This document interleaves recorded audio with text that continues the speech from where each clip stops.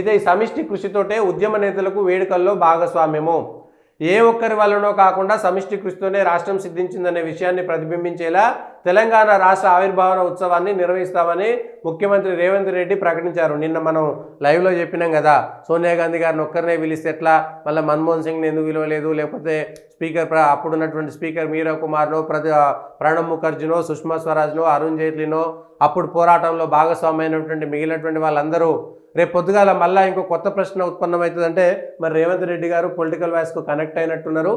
Connect అయ్యి నిన్నటి మన లైవ్లో చూసిన తర్వాత ఇది మారిందేమో అని అనిపిస్తుంది. ఏ ఒక్కరి వల్లనో కాకుండా సమిష్టి కృషితోనే రాష్ట్రం సిద్ధించిందనే విషయాన్ని ప్రతిబింబించేలా తెలంగాణ రాష్ట్ర ఆవిర్భావన ఉత్సవాన్ని నిర్వహిస్తామని ముఖ్యమంత్రి రేవంత్ రెడ్డి ప్రకటించారు.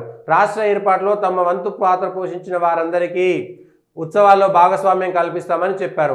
ఇదే విషయమై తగు సూచనలు ఇవ్వాల్సిందిగా టీజేఎస్ అధినేత కోదండరాం, సిపిఐ రాష్ట్ర కార్యదర్శి కూనంనేని సాంబశివరావు, సిపిఎం కార్యదర్శి రాష్ట్ర కార్యదర్శి వర్గ సభ్యుడు ఎస్ వీరయ్యను ముఖ్యమంత్రి కోరారు. సిపిఎంకి ఏం సంబంధం ఉంది తెలంగాణ ఉద్యమంలో? వాళ్ళు పచ్చి వ్యతిరేకులు కదా.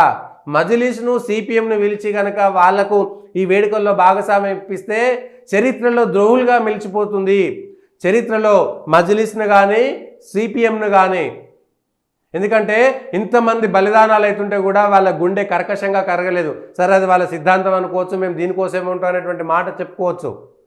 అసలు తెలంగాణలో సిపిఎం మజ్లిస్ అనేటువంటి పార్టీలు ఉండడానికి కూడా అనర్హత సాధించినటువంటివి. ఇవాళ సిపిఎంతో కూర్చొని తెలంగాణ ఉద్యమ దానికి సంబంధించినటువంటి దాంట్లో సలహాలు సూచనలు ఇవ్వమనడం అనేటువంటిది ఎంత ద్రోహం ఇది? సిపిఎంకి ఏం సంబంధం ఉంది? సిపిఎంకి ఏం సంబంధం ఉంది? మజ్లిస్కి ఏం సంబంధం ఉంది?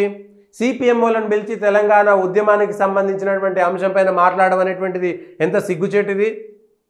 సిపిఎంకి ఏం సంబంధం ఉన్నది? వ్యక్తులుగా వీర్యాన్ని పిలిచిరా, రాఘవను పిలిచిరా, లేకపోతే తమ్మినేని వీరభద్రను పిలిచిరా, వాళ్ళపైన వ్యక్తిగతమైనటువంటి విషయం కాదు. సిద్ధాంతపరంగా సిపిఎం తెలంగాణను వ్యతిరేకించింది. అయితే రాష్ట్రం వచ్చింది కాబట్టి, తెలంగాణ రాష్ట్రంలో భాగస్వామ్యంగా ఉన్నటువంటి పార్టీ కాబట్టి, తెలంగాణలో ఉంది కాబట్టి అనేటువంటి మాటలు మాట్లాడాల్సినటువంటి అవసరం లేదు. ఇది తెలంగాణ ఉద్యమానికి సంబంధించినటువంటి ఉద్యమ భాగస్వాములు అనుకునేటువంటి దాంట్లో సిపిఎం వాళ్ళని పిలిచి మీరు తెలంగాణ ఉద్యమాలకు సంబంధించినటువంటి అంశం పైన వాళ్ళ సలహాలు సూచనలు ఇవ్వడం ఏంటి? అలాని పక్కకు పంపించాల్సింది కదా ఆ క్షణానికి. అంటే మీ ఎలక్షన్లు ఉన్నాయి, మీ అవసరాలు ఉన్నాయి కాబట్టి, పొత్తులో ఉన్నాం కాబట్టి, వెనక నుంచో ముంగటి నుంచో దొంగతనంగా మద్దతు ఇస్తున్నారు కాబట్టి వాళ్ళని పిలవడం అనేటువంటిది ఎంతవరకు సమంజసం? సరే, మీ కాంగ్రెస్ పార్టీకి సంబంధించో లేకపోతే మిగిలినటువంటి అంశాలు మాట్లాడడానికో పిలుచుకోవడంలో తప్పులేదు, అది మీ ఇష్టం.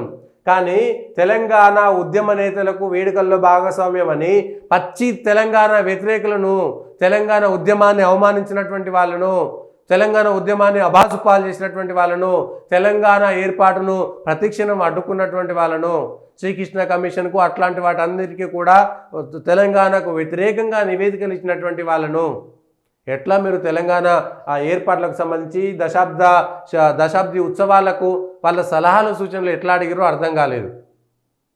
ఇగో ఇక్కడనే తెలిసిపోతుంది, వీళ్ళ మైండ్ సెట్ అంతా ఒకటే, అక్కడ కూర్చున్న వాళ్ళ మైండ్ సెట్ అంతా ఒకటే. ఏంటిది? అదంతా సిద్ధాంతం అనేటువంటిది ఒకటి ఉంటుంది చూసిరా. ముసుగులు వేరుంటాయి, వాళ్ళ పార్టీల పేర్లు వేరుంటాయి, కానీ అందులో ఉన్నదంతా కూడా వాళ్ళ సిద్ధాంతం అంతా కూడా ఏమిటో మీ అందరికీ తెలుసు. వీళ్ళందరి సిద్ధాంతం అంతా కూడా భారతదేశంలో ఉన్నటువంటి భారతీయ ఆత్మను వ్యతిరేకించడమే వీళ్ళ సిద్ధాంతం.